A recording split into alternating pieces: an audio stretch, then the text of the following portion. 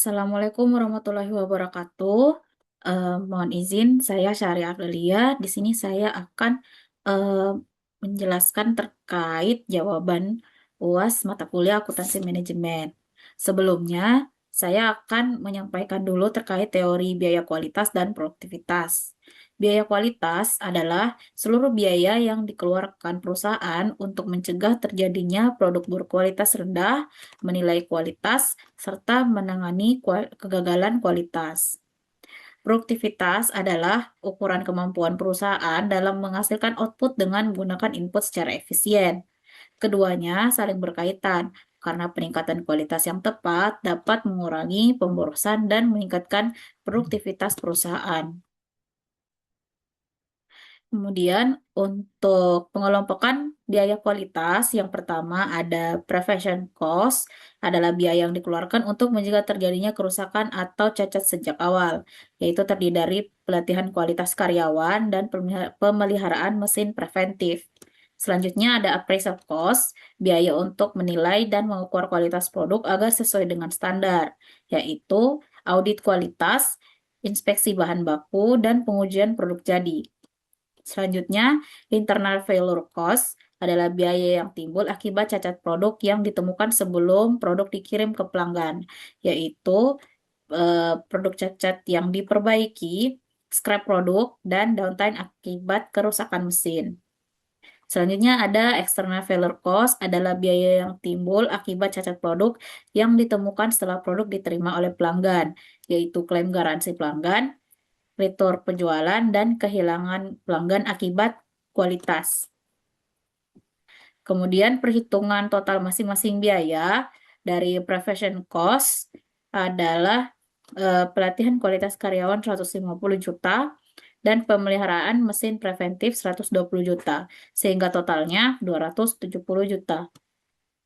Dari appraisal cost-nya, yaitu audit kualitas sebesar 80 juta, ditambah inspeksi bahan baku 140 juta, ditambah pengujian produk jadi 110 juta, sehingga totalnya 330 juta. Selanjutnya, internal failure cost, produk cacat yang diperbaiki sebesar 260 juta, ditambah scrap produk 170 juta, ditambah downtime akibat kerusakan mesin 210 juta. Totalnya 640 juta. Selanjutnya, dari external failure cost-nya, klaim garansi pelanggan 280 juta, ditambah retur penjualan 150 juta, ditambah kehilangan pelanggan akibat kualitas sebesar 340 juta, sehingga totalnya 770 juta. Jadi, total biaya kualitas perusahaan selama tahun 2026 adalah seluruh akumulasi dari 4 kategori biaya kualitas, yaitu sebesar 2 miliar 10 juta.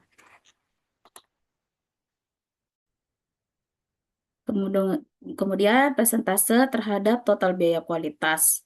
Rumusnya adalah biaya kategori dibagi total biaya kualitas dikali 100%. Kemudian presentasi per kategorinya mulai dari prevention cost itu 270 juta dibagi 2 miliar 10 juta dikali 100% menghasilkan 13,43%. Kemudian appraisal cost-nya 16,42%, internal failure cost-nya 31,84%, dan external failure cost-nya 38,31%.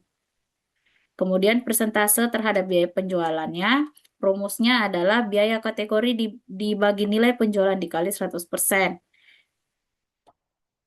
Dari per kategorinya, dari prevention cost-nya itu 1,13%, appraisal cost-nya 1,38%, internal failure cost-nya 2,67%, dan external failure cost-nya 3,21%. Sehingga total persentase biaya kualitasnya sebesar 8,38%. Interpretasi hasil perhitungan dari struktur biaya kualitas PT Prima Elektronik ini masih belum efisien dengan alasan yang pertama biaya kegagalan masih sangat tinggi dari internal failure cost-nya sebesar 31,84% dan external failure cost sebesar 38,31% dari total biaya kualitas. Jika dikabungkan, biaya kegagalannya mencapai 70,15%. Ini menunjukkan perusahaan masih banyak mengeluarkan biaya akibat produk yang sudah mengalami masalah kualitas. Selanjutnya, biaya eksternalnya merupakan yang terbesar, yaitu mencapai 770 juta atau 38,31% dari total biaya kualitas. Biaya ini berasal dari klaim garansi, retur penjualan, dan kehilangan pelanggan. Kondisi ini cukup serius karena selain menimbulkan biaya langsung, kualitas yang buruk juga dapat menurunkan kepercayaan dan loyalitas pelanggan. Yang ketiga, biaya pencegahan masih relatif rendah, yakni sebesar 13,43% dari total biaya kualitas. Padahal perusahaan berencana menerapkan TQM. Peningkatan investasi pada pelatihan karyawan, pemeliharaan mesin, dan aktivitas pencegahan lainnya diperlukan agar masalah kualitas dapat dicegah sejak awal. Dan yang terakhir, biaya kualitas cukup besar dibanding penjualan. Total biayanya sebesar 8,38% dari nilai penjualan. Artinya setiap Rp100 penjualan, sekitar Rp8,38 digunakan untuk menangani atau mencegah masalah kualitas. Angka ini masih menunjukkan terdapat ruang yang cukup besar untuk meningkatkan efisiensi.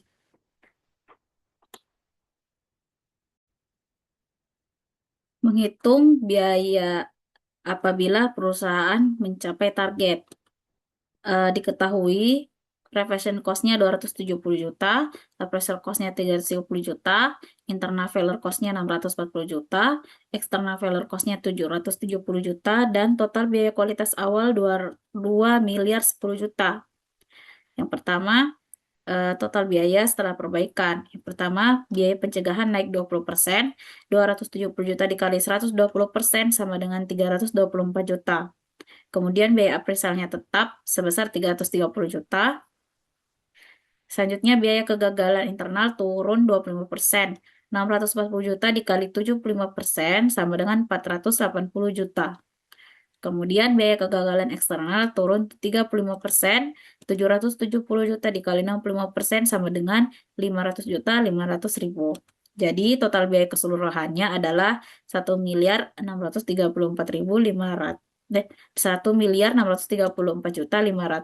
rupiah. Kemudian besarnya penghematan biaya kualitas. Rumusnya adalah biaya kualitas awal dikurang biaya kualitas setelah perbaikan. 2 miliar 10 juta dikurang 1 miliar 634 juta 500 ribu sama dengan 375 juta 500 rupiah.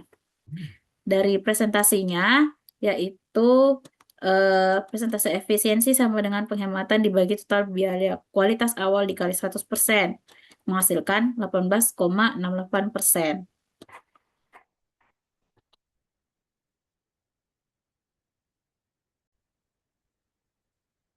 Soal nomor 4, diketahui data produktivitas PT Prima Elektronik, jumlah tenaga kerja 120 orang, jam kerja per tahun 240.000 jam, total outputnya 48.000 unit, total biaya produksi 1,8 miliar, nilai penjualannya 24 miliar.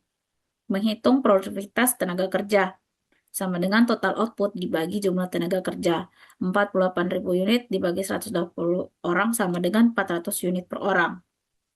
Kemudian produktivitas tenaga kerja berdasarkan jam kerja. Rumusnya total output dibagi total jam kerja. 48.000 unit dibagi 240.000 jam sama dengan 0,2 unit per jam. Sehingga mengartikan setiap 1 jam kerja menghasilkan rata-rata 0,2 unit atau sekitar 1 unit setiap 5 jam kerja.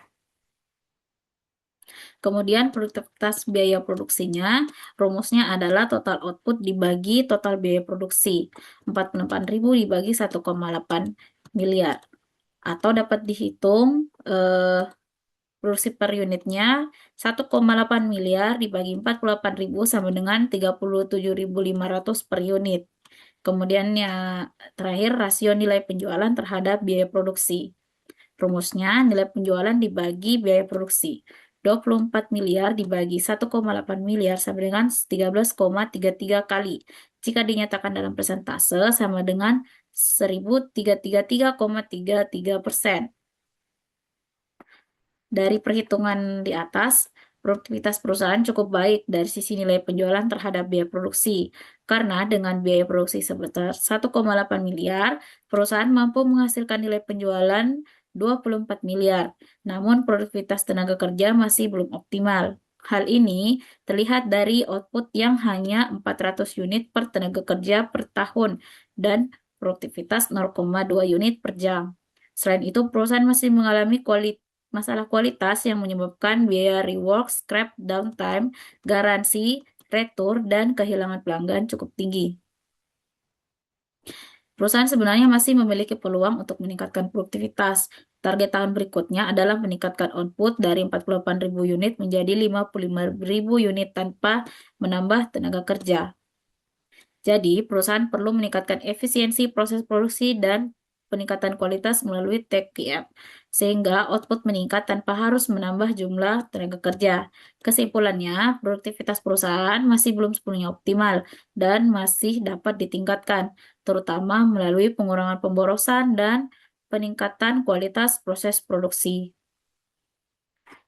Kemudian, kondisi setelah penerapan TQM dengan asumsi jumlah tenaga kerja tetap, jam kerja tetap, dan biaya produksi tetap.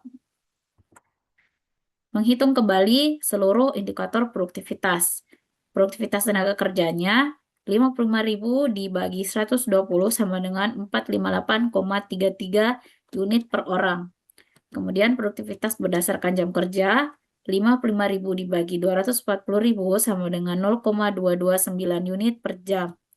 Yang ketiga, produktivitas biaya produksi 1,8 miliar dibagi 55.000 sama dengan 32.727,27 unit, dan rasio nilai penjualan terhadap biaya produksi sebesar 24 miliar dibagi 1,8 miliar sama dengan 13,33 kali. Berikut perbandingan produktivitas sebelum dan sesudah TQM dari beberapa indikator. Dari perubahannya untuk outputnya meningkat jadi 7.000 unit, produktivitas jam kerjanya meningkat 14,58%, produktivitas per jamnya juga meningkat 14,58%, biaya produksinya turun 12,73% dan rasio penjualannya tetap. Sehingga penerapan TQM ini berhasil meningkatkan produktivitas tenaga kerja dan produktivitas per jam sebesar 14,58 tanpa menambah tenaga kerja maupun jam kerja. Selain itu, biaya produksi rata-rata per unit menjadi lebih rendah. Hubungan peningkatan kualitas dengan produktivitas. Ketika kualitas produk meningkat, jumlah produk cacat, rework, scrap, downtime, retur, dan klaim garansi dapat dikurangi. Akibatnya, sumber daya seperti tenaga kerja, waktu, bahan baku, dan mesin dapat digunakan lebih efektif. Dalam kasus PT Prima Elektronik, output meningkat dari 48.000 menjadi 55.000 unit, sedangkan tenaga kerja dan jam kerja tetap. Hal ini menunjukkan bahwa perusahaan mampu menghasilkan output yang lebih besar dengan sumber daya yang sama. Dengan demikian, TQM tidak hanya meningkatkan kualitas produk, tetapi juga meningkatkan efisiensi dan produktivitas pelanggan. Kemudian diberikan rekomendasi strategis kepada manajemen. Yang pertama, mempertahankan program TQM dengan melakukan evaluasi kualitas secara rutin dan melibatkan seluruh karyawan.